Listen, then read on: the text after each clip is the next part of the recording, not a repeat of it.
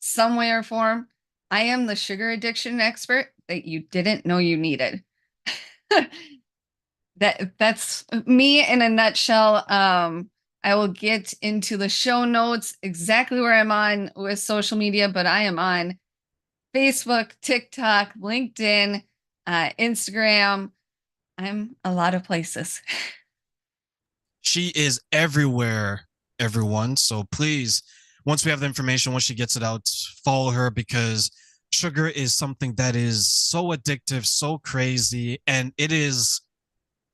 There's this joke, right? Like in Canada, we have something. There's a slogan like "City TV, it's everywhere," right? Like it's the slogan of the channel. So it's It like sugar, it's everywhere. it is everywhere. In our grocery stores here in the United States, at least 80% of the grocery store has added sugar to it. Is But that like that's in all the foods or just like in the actual store itself? in the grocery store, there's with all the foods in the grocery store, 80% of those food items have added sugar to them. Wow. So actually let me ask you this then. If How did you get started in doing this and what was your reason why? Because we hear about sugar all the time, but we don't hear about people actually talking about sugar all the time. So what got you started into this? Well, I we're gonna go way back here for a little bit. As a child, I was bullied, I was harassed. Um, then I got into the wrong boyfriends and was sexually abused, emotionally abused, one of them even physically abused. So I had a lot of trauma in my childhood. I think that, and in part of one time in high school, I was having a chicken sandwich and the middle of it was raw. And so I brought it up to the lunch ladies, and the lunch ladies are like, no, it's perfectly fine to eat. And I'm like, no. And so they basically banned me from eating any chicken products. I took that a step further and did not want anything from the lunch line. So I went to the snack bar every single day for lunch instead of bringing my own lunch. Rebellious child, figuring nothing could happen to me, right?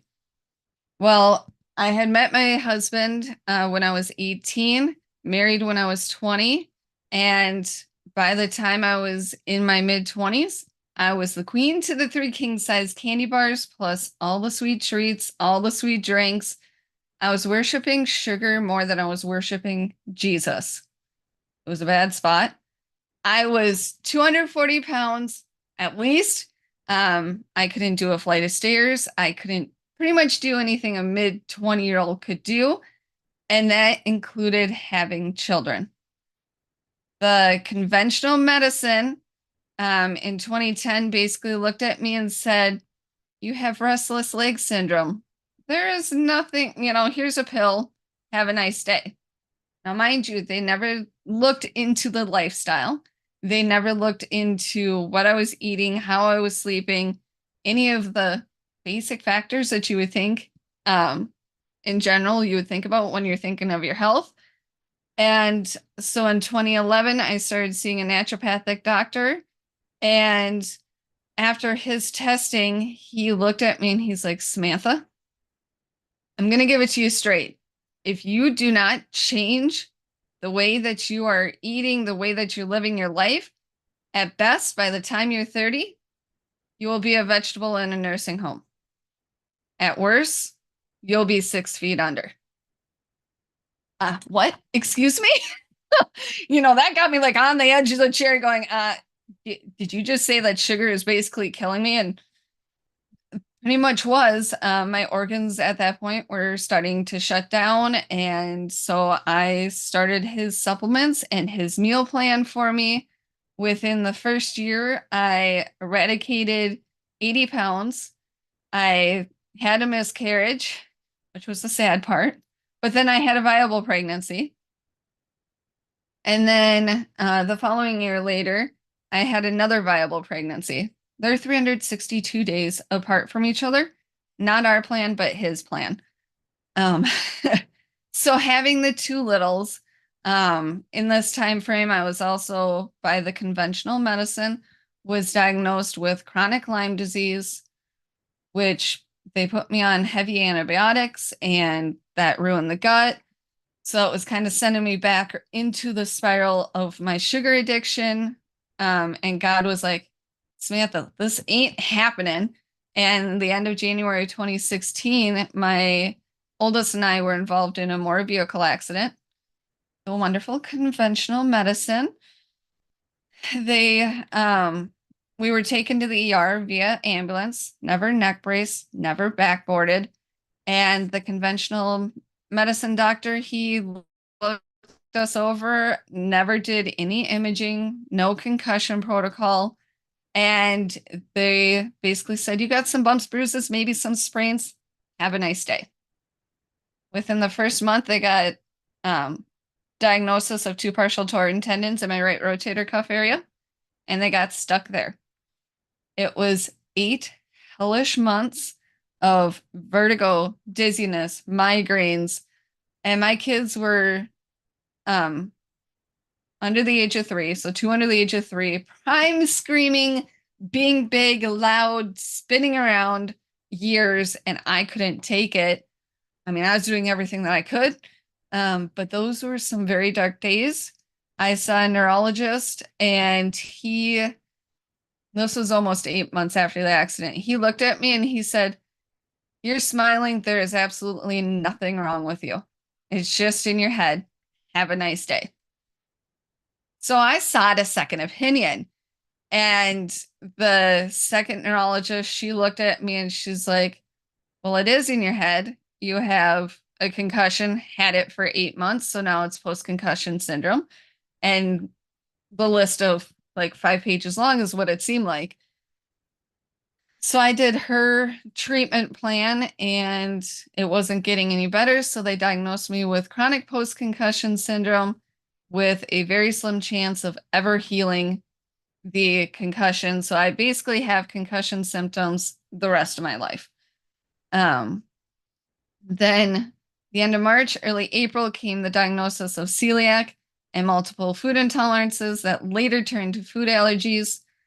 And then May, the wonderful conventional medicine doctor, he looked at me. He's like, you're as good as you're going to get. You're going to be sitting on your butt in a chair taking pain meds the rest of your life. Now, remind you, he just diagnosed me a month earlier with celiac and multiple food intolerances. And most of our prescription meds, over-the-counter meds, could contain wheat, dairy, and corn, 3 of which I could not have anymore. So that was very interesting. And then by the time September came around of 2017, my right hand ceased to work, to which I pushed to see a hand specialist who finally did an MRI. And a week after the MRI, I was rushed into surgery because I had broken my hand 21 months prior in that accident. Let me ask you something, Samantha, as you're Yeah. sharing that. You're hearing all of, because I'm guessing these are different doctors. Some of them sound like they're the same, right? Yeah. You're being told this, doctor number 1, doctor number 2, doctor number 3. At what point, if you reach this point, do you look back? Because I hear it in your voice, and you say that, are they ever going to get this right? And am I ever going to get better? It really did hit, especially after the hand surgery, because my right hand is now disconfigured by standard looking because the thumb, I can't really give you a thumbs up straight like the left. We decided to go curves so I could open up the jars. Uh, the back or the ring finger and the pinky finger are fused together just above the wrist joint.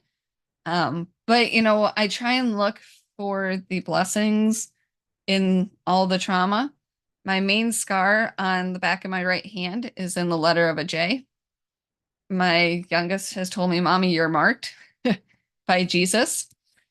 Um, so with that, a little bit more of a trauma before we start like getting into the healing process was my naturopathic doctor passed away in April of 2020, not due to what was going around. He was in his 70s and his heart just gave out. But with that being said, that spiraled me down the whole, well, crap, what do I do for myself? What do I do for my family? And then out of thin air, the magical question,